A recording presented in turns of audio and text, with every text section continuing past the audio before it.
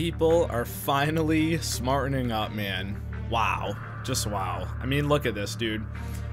I never thought I would see something as beautiful as this again. We have over 120,000 people on Black Ops 1 right now.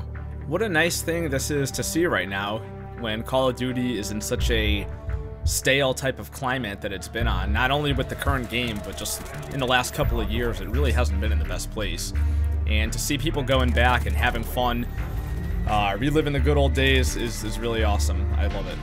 This is a really special game to me, and there's a number of reasons why. First and foremost is that it was my first Call of Duty game that I've ever owned. This game came out in November of 2010, and it was right around that time where I had just gotten my first real part-time job, and I was actually working consistent hours, and I finally had some money saved up. So, you know, I had wanted to buy an Xbox for a really long time, and I went to GameStop on Black Friday of that year, bought myself one, thought I got a pretty good deal on it, and I said to my buddies, what game should I get? And Black Ops had just come out, so of course they recommended that to me, and wow, man, the amount of time that I put into this game from that point on is just, it's unbelievable. The second reason that this game is so important to me is because it was the first time I really got the social experience of playing FPS games online with friends. And for someone who had only played like single-player games on PlayStation 2 and N64, you know, when I was a real little kid, I'd taken a long break from video games to come back and play this game online with full parties and party chat and all that stuff was just, it was crazy. It was the coolest thing I had ever experienced. And it was this game that really laid the groundwork for and solidified my love for Call of Duty as a whole. You know, after playing this game, I wanted to play every Call of Duty game, and I bought every single one year after year, played them all the way through. You know, hit max prestige on most, did camo challenges for most, owned most of the DLC. And it's been a big part of my life ever since, really. God, I know that sounds so stupid, but whatever.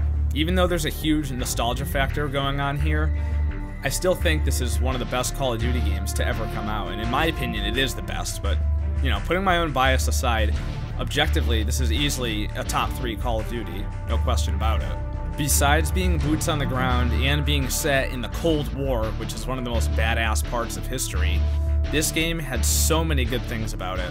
One of the things that I'm always seeing people looking back and smiling on about this game is that it was simple. You had your primary and your secondary with one attachment each, and that's it.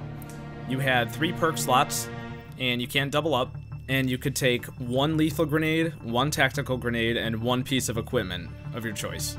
There was virtually no character customization at all, except for a few tiny little minor cosmetic effects that would change depending on your loadout.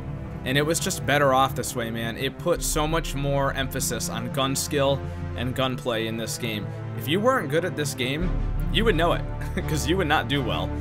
And you deserve to not do well. So it was one of those games where if you're not good at it, you have to get good. You're forced to develop skill at it. And that is a huge contrast from Call of Duty today, in my opinion. I think when Black Ops 2 introduced the Pick 10 system, it was great, and a lot of people liked it, and it really has stuck because it's still pretty heavily used in most games today. And it's not so much Pick 10 that I have a problem with, it's the wild cards, because wild cards that allow you to double up, or triple up even, on attachments and double up on perks, is just very catered towards worse players. And it allows them to do well in situations where they normally wouldn't do well in. Which, I can see why some people would like it, but come on, man, it's Call of Duty. You either kill someone or you get killed. And the thing that I really can't stand about Call of Duty today, even though I still love the franchise and I will probably always play it, is just how childish it's become. Obviously, video games are meant to be played by kids and younger people, I think, generally, but the older COD games like Black Ops 1, Modern Warfare 2, Modern Warfare 3, COD 4, and World at War were not as childish as Call of Duty is now. They were a lot more mature, a lot more dark. There was more violence, there was more gore in the deaths, and many other things about it would just lead you to believe that it's not even the same game in the same franchise anymore as some of the more recent games. Modern Warfare 3 and Black Ops 2 and Ghosts, I think, were fine as far as that goes, and Advanced Warfare was just kind of a one-off situation where they were trying something new. It was pretty innovative at the time, and it was something different. But Black Ops 3 is where it really started to go downhill for me personally. Black Ops 3 is regarded as one of the greatest CODs of all time by a lot of people, myself not included in that. I wouldn't say that at all. I thought the gameplay was really good. It was a well-balanced game. It had good maps, but it just wasn't Call of Duty.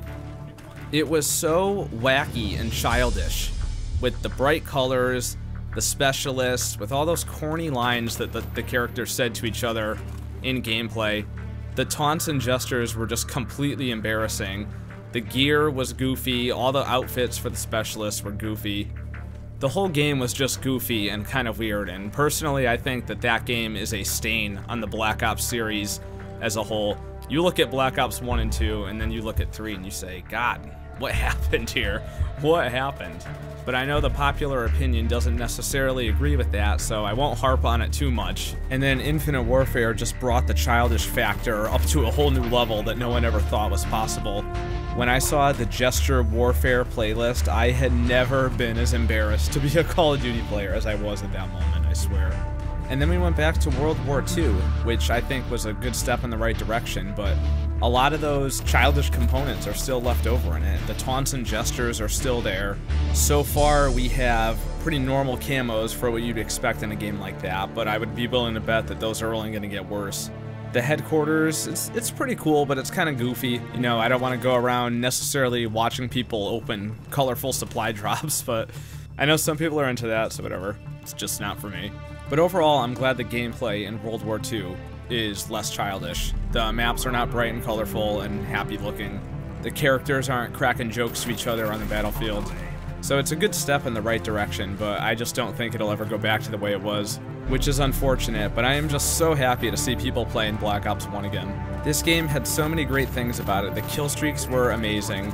The wager matches were a ton of fun. The party games, gun game, One in the Chamber was great. Sticks and Stones was fun. The COD point system in this game was probably the best that's ever been implemented in any of the games. Now COD points is like a dirty word. No one even wants to talk about it, but back then they were okay. And the combat record would give you any piece of information that you could ever want to know. It was amazing. No game has done it right since Black Ops 1. I would truly love to see a remastered version of this game, but I don't think it'll ever happen. Even though it would probably sell quite well, but I don't think it's going to happen because the game is backwards compatible, and there's people playing it. A lot of people have the backwards compatibility theory about the Modern Warfare series, saying that those are the only games that'll ever be remastered, because none of them are backwards compatible, so far it's a plausible theory. But it's so good to just hop back on Black Ops 1 recently and relive the glory days and have that fun that we all used to have so much. I think a lot of people are really tired of the new things in Call of Duty, especially the DLC and microtransactions. And for the people that say Call of Duty is dead, go look at this player count. What does it say? The game or franchise isn't dead by any means. People just love the old games and they always will. But yeah, most of the people watching this video are probably having a great time playing Black Ops again, so have fun, and thanks for watching the video. If you liked what you heard, please leave a thumbs up and consider subscribing, and I'll see you in the next one.